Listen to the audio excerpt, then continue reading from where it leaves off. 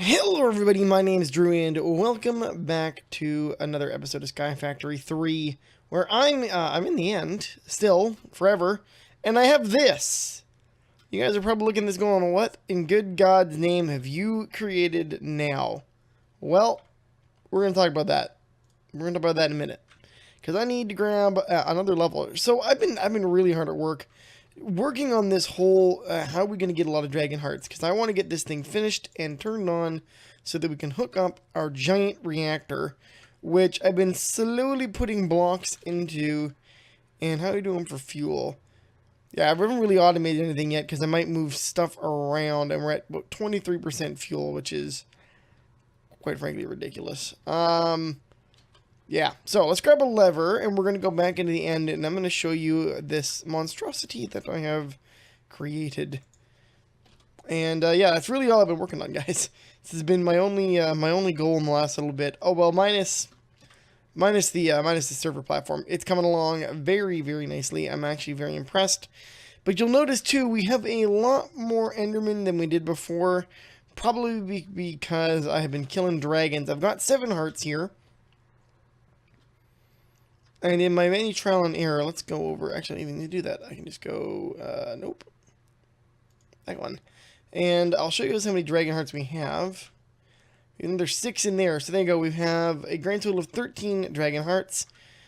And we're going to need way more than that. So I have 100. Well, less than 100 now, but I have 100 end crystals, or 400 end crystals, I should say. So that we are going to make, we're going to make 100 dragon hearts. That's the goal. I wish there was a way to track that, but there is not. I was looking in the stats thing earlier. Sad. I thought we could actually see our number of dragon kills go up, but whatever. Let's go back to the end. And we're gonna set this guy up. So this guy's real simple. I watched a bunch of different people doing various different designs, and this is by far the simplest. I just want to be able to control you. Turn that off. There we go. So we have 2 mechanical users here that'll explain, and then the other object we have is, oh, I'm missing a fan. That's unfortunate. Well, there's these fans. I'll have to fix that before we turn this guy back on, and they are, once they're all set up, you can't really approach this fan block, and you'll notice that I can't actually get myself over the actual end pool where the dragon will come to roost, as it were. And well, let's go fix that for a second. I wonder when that got broken. I wonder when that got broken. Thankfully, I have a lot of mob fans still chilling around. We got another 39 of them in there. Alright, cool. So we have another mob fan. I should have upgrades. Yeah. Perfect. And we'll just go back to the end and slap this guy down. Because once this goes down, it's pretty much game over. You can't get anywhere near this. Right now I can, and now you can't really do it. As soon as you get within range, it just slams you back. It really can't be done. So that's a good thing, because the Ender Dragon is not able to do its business, so that we may try and automatically kill it. So far, automatically collecting its drops has not gone well. It tends to just destroy everything. Still, I'm not sure why. Probably because it's exploding when it dies or some nonsense like that. But anyway, I'll figure it out, and I'll keep getting into it. But it's not automated. This is not at all really that automated. The killing is automated, but everything else is still quite manual. I'm trying to figure out how I want to automate it. I think phantom faces might be the way to go, but I have no idea how or not phantom faces, phantom placers. Not really sure how to actually make that work. So I got to do a little bit of homework on that. But yeah, let's plop this guy down here, and this is going to spawn, and you guys will see exactly how this works. Because in each of these mechanical users, there are undestructible or indestructible, whatever you want, unbreakable, call them unbreakable shurikens. They're a mixture of paper. So I finally figured out how to do this. These are all done using something called a reinforcement plate. It's not done the same way it used to, and that's how you make things unbreakable now. So I've got these guys down because they have the best bonus. You need 5, that is 5 reinforcement plates to make something unbreakable, which means you need 5 modifier slots. And the only way to do that is to have a fully paper weapon that will have writable 2. And with writable 2, you are able to put 5 reinforcement plates on and only the 5 reinforcement plates, but that makes it unbreakable, and then you can replace your parts. We've got a mix of steel and paper and manalium, and then this one is a mixture of manalium and bone and paper. And the reason I went with bone is because of the splintering factor. It deals a little more damage to the Ender Dragon when it's at full health, and you'll see what happens in a minute here. But we're going to turn these guys on, and there's speed upgrades in each of these. That mean they just kind of go. It's a little bit aggressive. So let's chase the Ender Dragon around. And the reason I haven't been too fast on automating this is because I got to chase the Ender Dragon around anyway, so I might as well place everything manually. But there is a way to do things using these things called phantom placers, and I don't know how it works. I really wish I knew how it worked. I think it more or less has like a, hey, you want to just put something on this part of a block? Yep. So there you go. He's going to fly into position there because he always goes to the same spot, and the fans are going to keep him there. And you can see he's starting to get damaged. And if I want to speed it up, I can come in and give him a smack or two with my Draconic staff power here. And it does a pretty good number on him. Or I can shoot him with the bow, but the bow is explosive. And that deals a lot of collateral damage. I'm not about that life. So there you go. That is how fast you can kill an Ender Dragon. I'm sure there's ways to do this even faster. If I got more things throwing shurikens, like perhaps down there throwing shurikens up, would probably get the same effect. But there you go. So he starts tweaking. We got to turn these guys off for a second. And that lets him drift up and do his business and actually die. So I can turn these guys back off, or back on. Should have one switch for both of them. And then the Dragon Heart will do its thing and will appear in my inventory. There you go. So that's it. That's our automated, well, semi-automated dragon farm. So I have a goal. 100 Dragon Hearts. That's our goal. We're going to go for that goal, guys. But it's going to take me a while. So we're going to make a little bit of a cut here. We're going to do that. And I will come back when I actually have almost all my hearts. So yeah, big day today. Because we're going to also be turning all of these into draconium blocks. Which I may get started on before we actually start killing the dragon. Because I want to start converting the ones that we already have into blocks. So let's quickly pop back home. And where is that guy? I can go there. And we will we'll load this thing up with everything we want.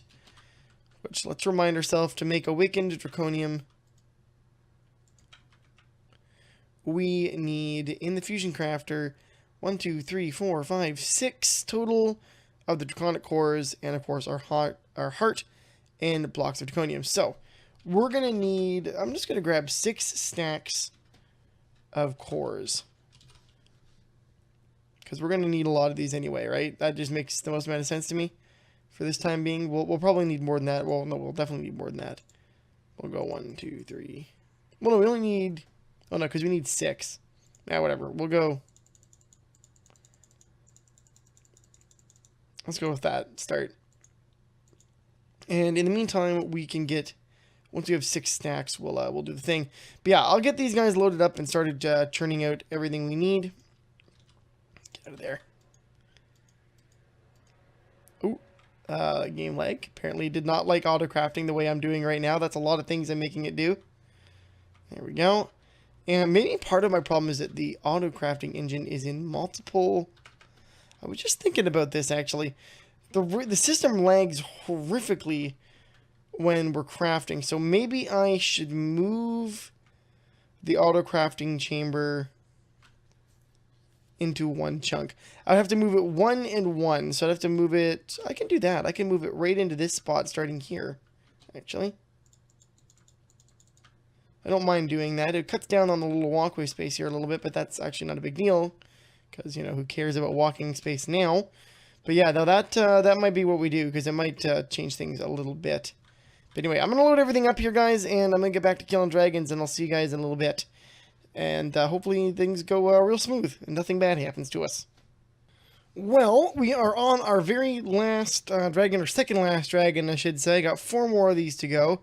I've also been able to collect a number of dragon eggs. Actually, I need to reset my little dragon egg farm. Hey, where's my hopper? Alright, well, whatever. I'm just going to put that guy there then. Screw it. don't need the hopper. I can use that.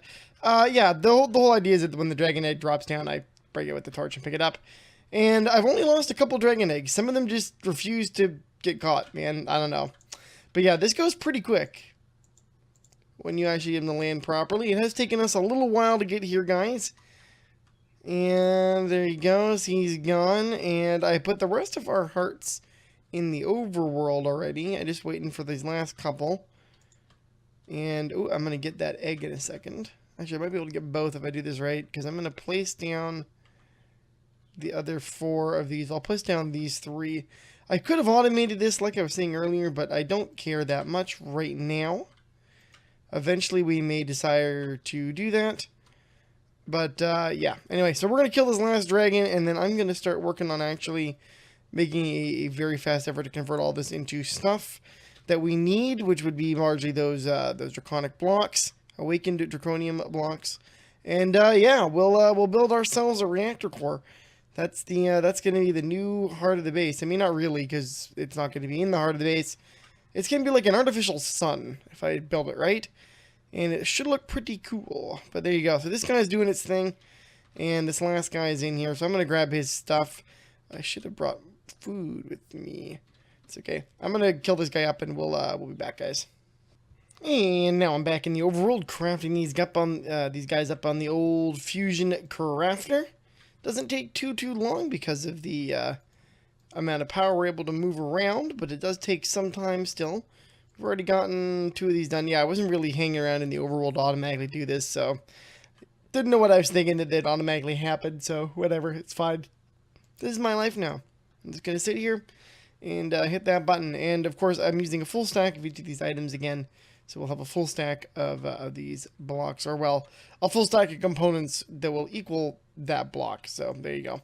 This is going to be a good time. We're going to have quite a lot of this. Hopefully enough to cover our sphere up there, because if not, that'll be very upsetting. Also, before I make another cut in the video here, I did want to draw attention to the stabilizers, because we're going to need 9 per side, I believe.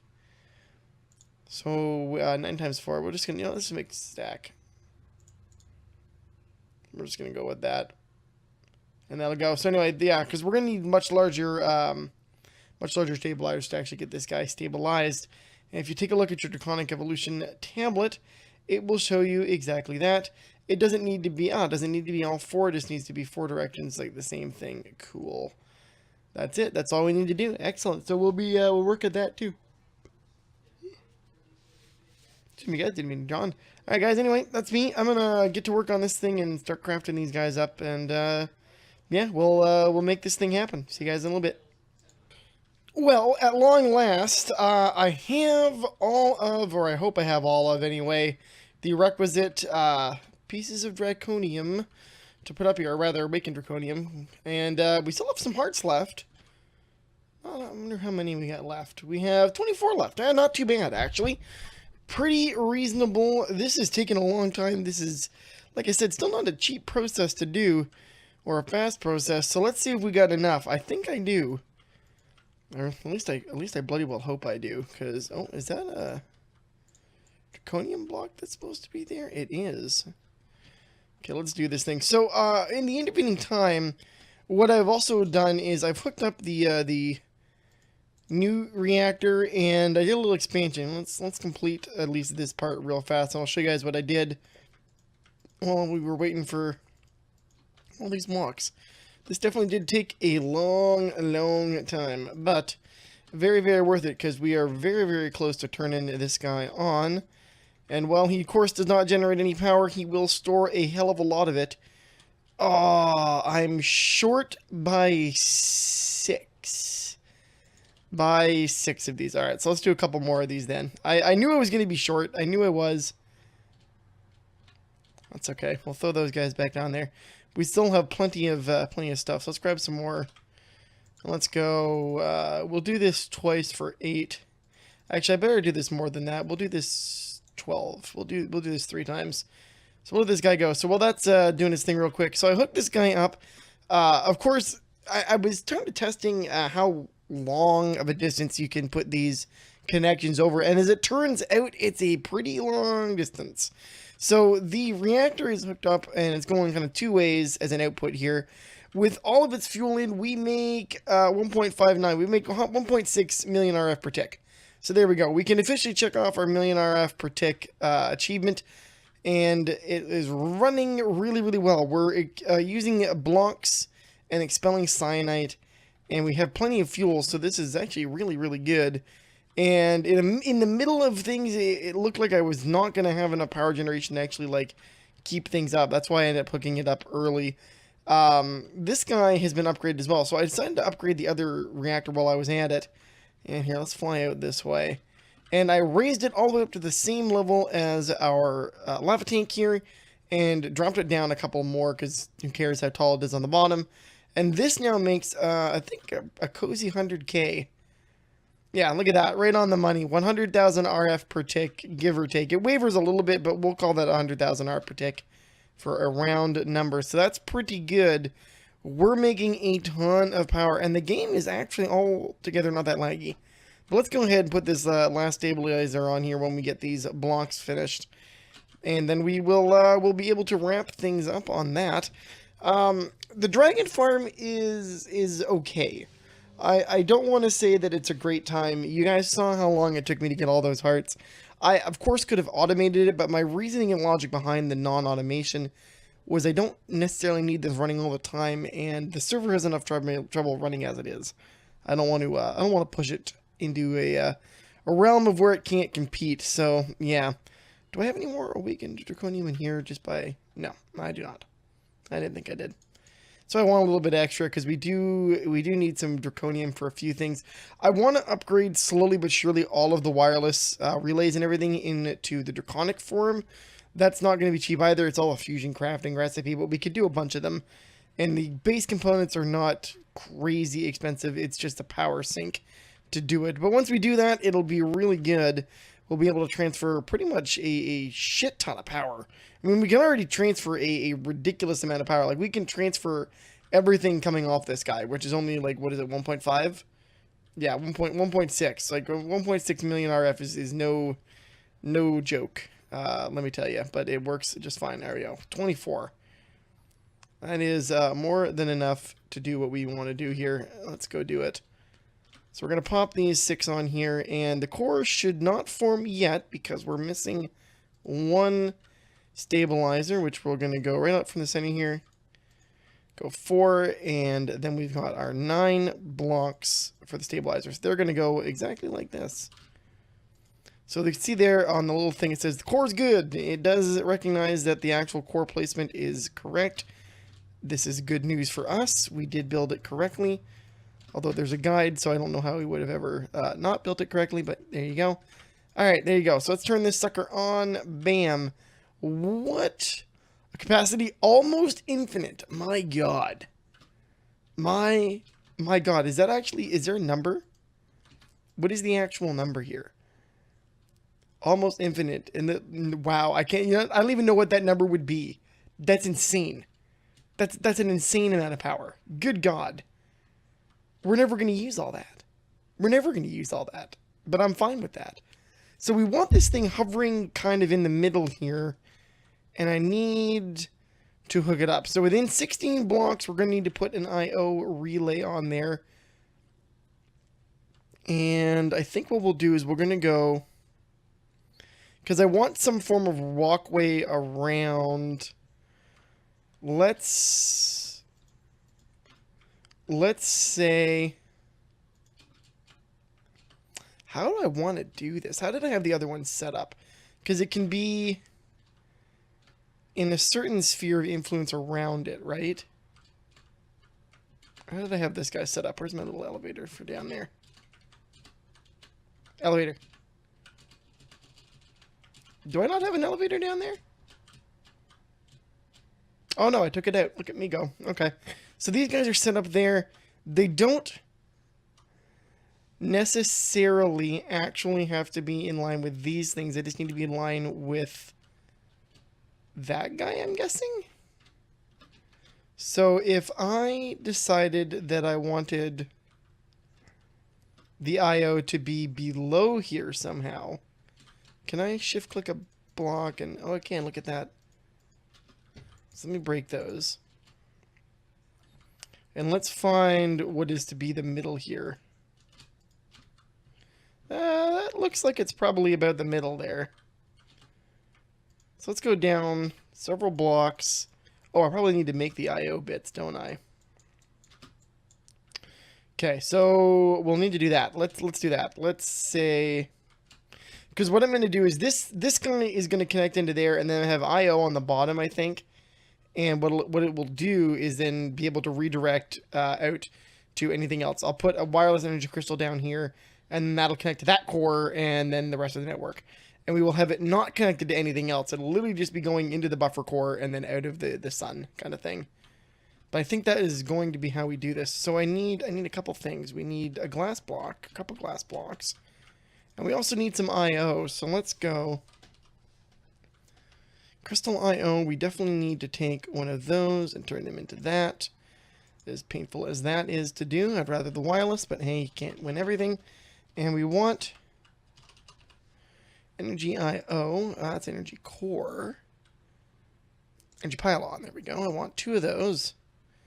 And we need, of course, 2 glass blocks. Glass. So the glass blocks, of course, go on top of the pylons, if you guys remember. And I'm going to say, let's divide the center like that. So we're going to put this guy in the middle just for a second here. And I'm going to go 1, 2, and then the glass blocks go on top. And they both automatically connect. As you can see, they transformed. So we've done that bit right. And we just need to make one of these in and one of these out. So we're going to give this guy a click. Actually, no, I want this guy to be my input and that guy to be my output. And we're going to grab both of these and we're going to put them on opposite sides. I may redesign this when I figure out how big I want the actual sun sphere to be.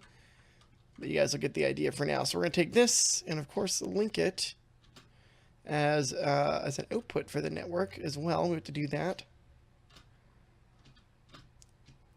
Oh, come on now. It's very difficult to do this sometimes. Okay, so this is going to be an out point. And, of course, we have those already set as input points. So if I... For now, I'm just going to do that. And I'm going to connect it to this, if it lets me do it. Ah, it's too far away. Of course it is too far away. Okay, so we do need a relay link then. Let's grab a... Oh, I don't have anything in range either. Okay, so let's make a relay link real quick. I figured that would be the case. I might want to move those energy taps up top then. And actually, I might just do that. Let's just do that. Because these don't need to necessarily be down here. At all. Let's break that. Sorry. Thankfully, all of that is mapped by that, so that's okay. But we're going to go up here. We're going to break 2 bits of glass, and we'll put everything back to right. So these 2 power taps are going to go here.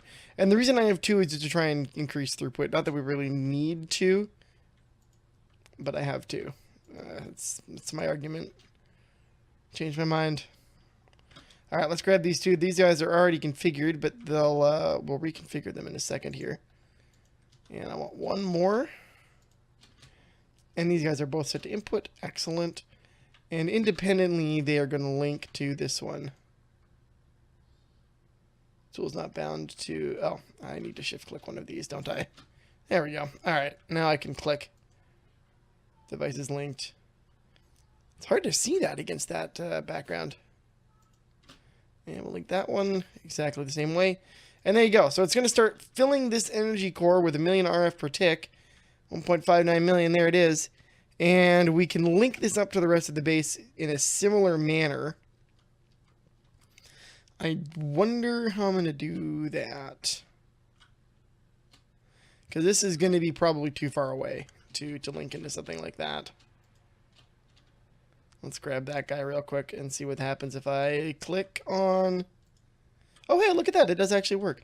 So this will actually power everything. That's good. At 1 million RF per tick. That's aggressive, but that's fine. So it's getting power there, so I do need to come up with some sort of wireless link. I think that'll get more solidified when I actually figure out how I'm going to design the sphere to go around this thing. and make it into a glass sun. But I think there's going to be a walkway that goes around all of it, and then a little platform that's kind of solid on the bottom here that allows our IO to sit down, and then I can actually have like a, say like another wireless energy crystal just kind of hovering or whatever, and we'll make some sort of system that hooks everything up into the main core. And therefore, anyway, I'm gonna call this an episode, guys. We have achieved our dream. We have a functioning 1 million RF tick per second, or 1 million RF per whatever, you know what I mean. We've a functioning gigantic reactor. It's fucking huge.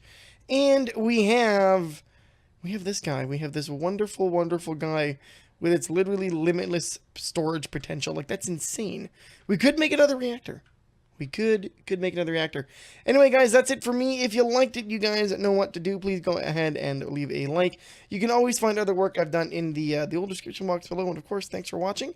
And I'll see you guys next time. Have a great day. Bye-bye.